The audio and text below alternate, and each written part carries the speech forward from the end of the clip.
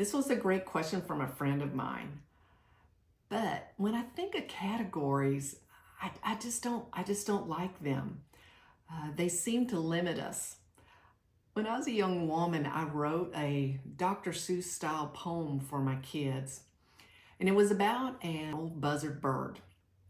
This bird walked around just griping and grumbling and mumbling because it couldn't fly. Well, it came across a hawk, and a hawk said, "Now wait a minute. What's wrong with you?" He said, "I can't fly and I want to fly." And the hawk says, "Well, yeah, you can fly." And the buzzard says, "No, I can't fly. I talked to the ostrich, and the ostrich said there's no way you can fly. I went to the penguin. The penguin said, all you can do is walk around. Too bad, so sad, no flying for you." So the hawk said, "That's true, the ostrich and the penguin can't fly. But you, Mr. Buzzard, you can fly." This buzzard walked around his entire life not knowing his potential because he based it off of comparing himself to a different category. He put himself in that category and he limited himself. So as we talk about these things, there's some science behind it, but I want you just to embrace the magical. I want you to just put your wizard hat on and just say, "I'm a magician." Embrace it all. There's going to be parts and components that you identify with. There's some that you're not, but it's all a potential. When I was looking and discovering more about myself and my gifts, I found so much information. I thought none of it applied, and then some of it applied, and then it was just way too complicated. So I'm fixing to pull it back in and simplify it down. There are basically three categories of empath. There's the emotional, the physical, and the intuitive. What makes it easy is the emotional and the physical empath are very similar.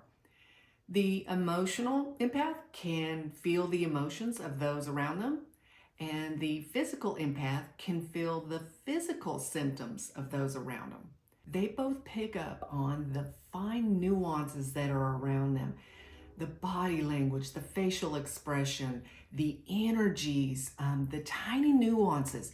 And as they pull in that information and assimilate it, it actually forms into a feeling of emotion or a feeling of a physical symptom.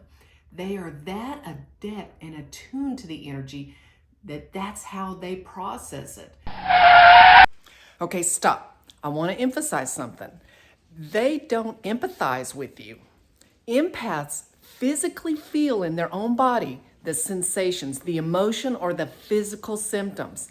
They don't just know how you feel, they physically feel it in their own body, which makes it rough sometimes. Sometimes they're misdiagnosed with health problems, sometimes with emotional problems.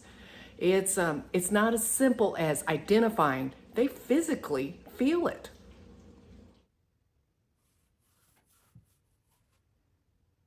I bet you've experienced this. Let's make it simple. Let's talk about laughter. I did an experiment at work, and we just counted our laughs. We started off with one laugh, ha, then two laughs, ha ha, then three laughs, ha ha ha, and so on till we got up to 20 laughs. By the time we got done, everybody was laughing.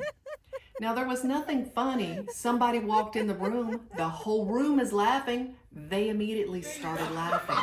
It's that sharing of that energy, it's picking up on it. So laughter is one way. When someone's sad, do you find yourself sad? When someone's angry, do you find yourself feeling angry? Those are all signs of the emotional empath category. What about if someone is feeling weak? They feel tired and weak. Do you find yourself feeling tired and weak?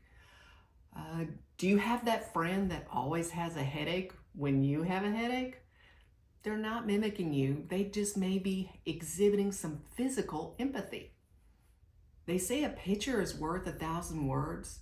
How about if you felt something somebody felt that they were trying to describe, whether it be a physical pain or an emotional feeling? feeling it is a great way for that information to come through. It's very clear, it's very accurate, it's very descriptive, more than words can say. These two categories of empathy, that means you have a deep connection with those around you. You have so much sensitivity to the energy and to the fine nuances.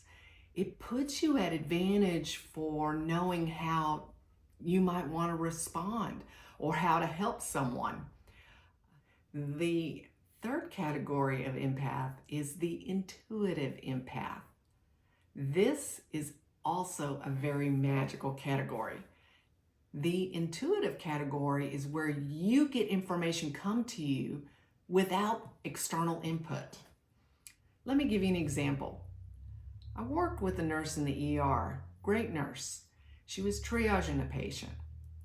Now this patient didn't need to come back right away.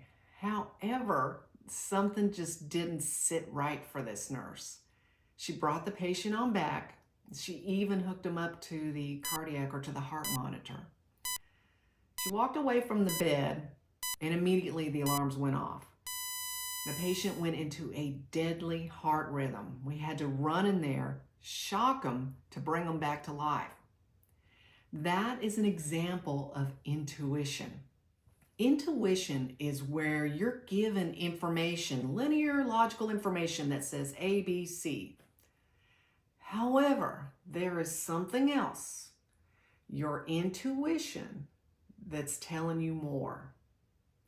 Oftentimes it comes quick. It doesn't follow the path of what you were thinking or that it's logical.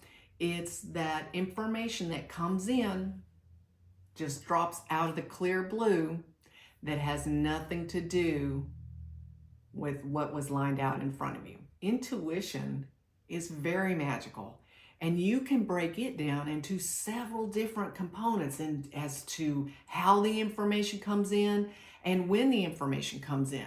That's another video that I'll follow up with.